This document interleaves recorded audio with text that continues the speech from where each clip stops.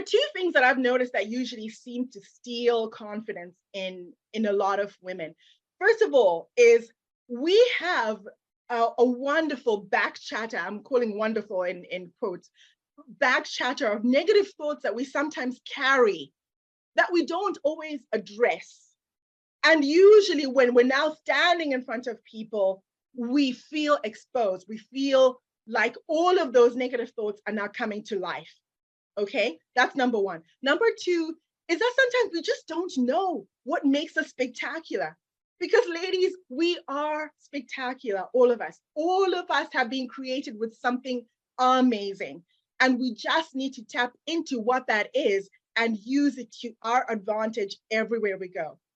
Okay, so let's just talk about the negative thoughts, what they do to us. It's almost as if they create this, what I call a veil, where because you are thinking thoughts like, oh, I'm never going to be good enough. Oh, why did I do that? You're self-critical. Or, oh my gosh, this is never going to work. They're probably thinking that I'm a complete imposter, that I shouldn't be here. We might have a whole bunch of thoughts going through our heads when we're speaking. We start to actually feel more invisible. We get rattled. We feel exposed. In fact, sometimes I've heard of people saying that they feel a bit naked, okay? Then we go blank because we're continuously inundated with negative thoughts and we start to feel confused. All of the things that we don't want.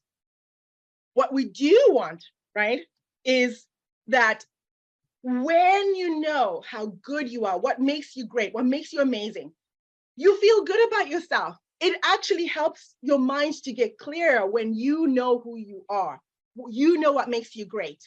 You want to be seen and heard. You start to find that you do actually invite those opportunities to speak because you know what you're worth and your personality shines. And honestly, you get bolder. In fact, I have a client who I was just coaching and we were doing all of the exercises that we're talking about. And the other thing that she was doing on the side was she was learning how to swim. Suddenly, halfway through our coaching, she got so bold in her swimming and she really took it on that her coach was like, wow, you've become my number one super student.